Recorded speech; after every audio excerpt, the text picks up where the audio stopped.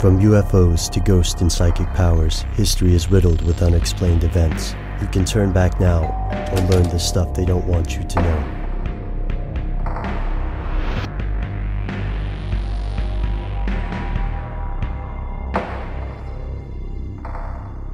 What if fluoride isn't good for us? Sure, it helps our teeth and bones grow, but at what cost?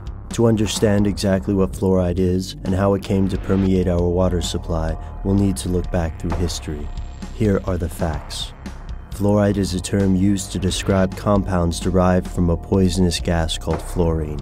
These substances have many industrial uses, and protection of human tooth enamel is not necessarily the most important. Fluoride occurs naturally in some water sources, but the United States did not fluoridate water until the 1940s. Sources report that Russians and Germans fluoridated water first, and not because of dental health. Instead, they believed it promoted passivity and lowered the number of guards needed in gulags and concentration camps. When the US began putting fluoride into the water supply, citizens across the country raised an uproar. This was back when protest used to mean something. But these protests still didn't stop fluoridation. So what happened? Pro-fluoride businesses and government agencies contacted the legendary father of public relations, Edward Bernays. Bernays was the original spin doctor and a nephew of Sigmund Freud's. He had already used his marketing skills to make bacon a symbol of American breakfast. He also proved his mettle playing with the dark side of advertising, propaganda, when he orchestrated a PR campaign convincing Americans to support an invasion of Guatemala. Fluoride was just another opinion war. Instead of launching the usual ad campaign, Bernays contacted dental associations and had those dentists plug fluoride to their patients. Soon, fluoride was a matter of public debate. But the debate was uneven. It focused on the oral benefits of fluoride without mentioning its other effects, or even mentioning where fluoride comes from. Scientists paid by the industrial government coalitions only said that fluoride was safe at 1 part per million. Here's the kicker. After that dosage, fluoride is bad. Very bad.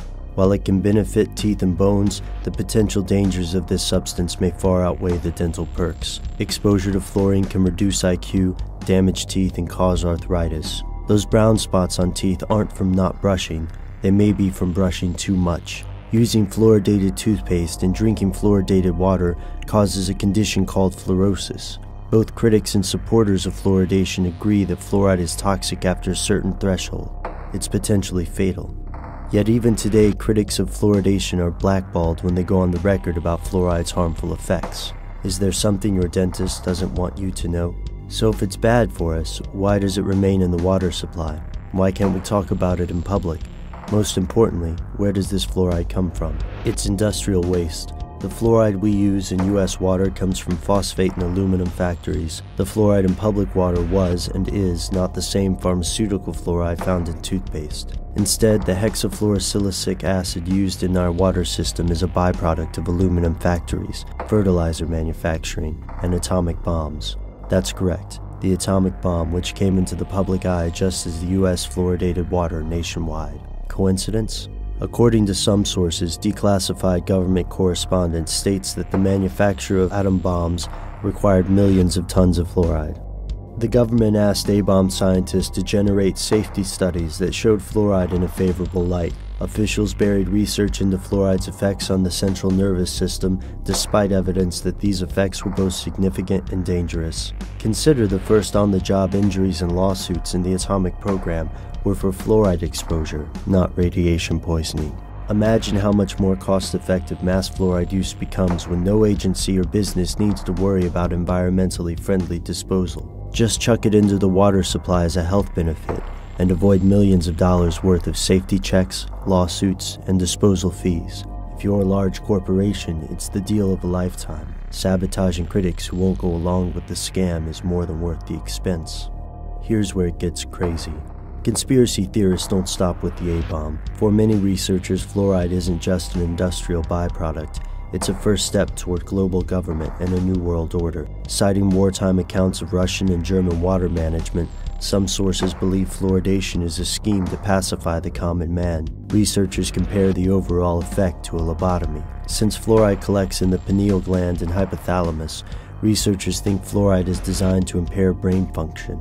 With a sheepish and docile public, The Illuminati will smoothly implement plans for a unified world government. No one will care about wars, foreign affairs, or political scandals so long as the television works and the water keeps running. This paints a disturbing portrait of the future. But could it be true? Is there a secret organization slowly eroding our intellect? Or did the mad rush for atomic power birth a backroom deal between the giants of industry and America's military, resulting in a decades-long deception? Have Americans been duped into believing this poisonous fluoride is beneficial? One last note. Japan and most of Europe have banned the practice of fluoridation due to health concerns. The United States is one of the few countries that persist in this practice, as well as the manufacture of nuclear weapons. So why do we fluoridate water?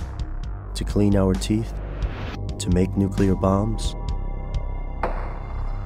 Or is there something they don't want you to know?